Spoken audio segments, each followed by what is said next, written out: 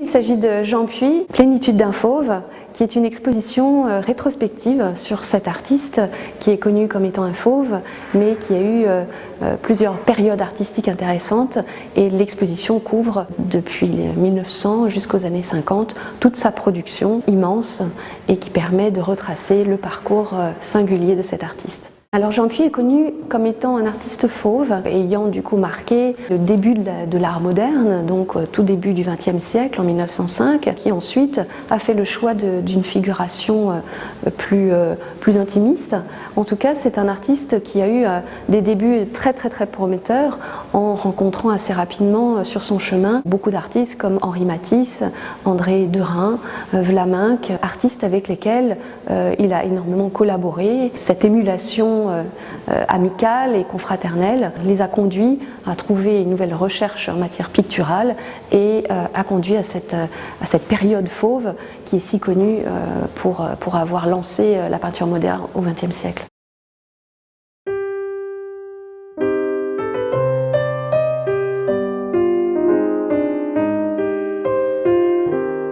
C'est effectivement un artiste qui excelle dans d'autres techniques, et notamment la céramique, à laquelle il a été conduit par son galeriste Ambroise Vollard, qui l'a vraiment poussé à créer ses décorations sur des vases, sur des assiettes, sur des plats, et notamment sur des carreaux qui ont fait des compositions qui sont donc exposées maintenant ici au musée. En tout cas, des techniques assez intéressantes qui ont révélé son talent d'une manière tout à fait différente.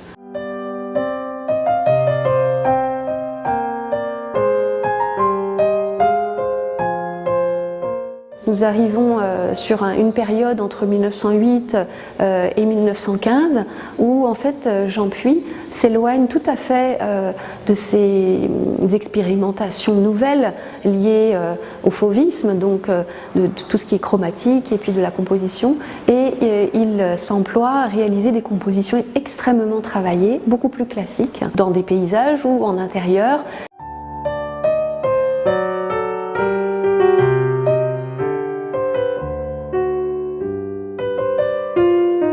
Ensuite, nous avons une quatrième partie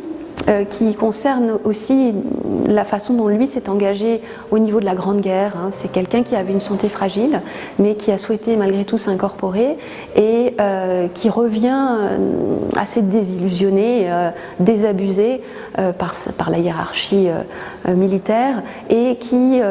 s'emploie à créer des caricatures, et c'est aussi là qu'il révèle un autre talent, une autre facette de son travail, et notamment dans l'ouvrage qui s'appelle Le Père Ubu à la guerre, et dont nous présentons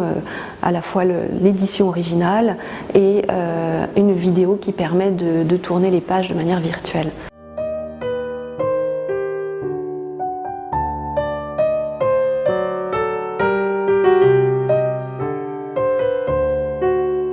En cinquième partie, donc, nous abordons plutôt la toute fin de son travail,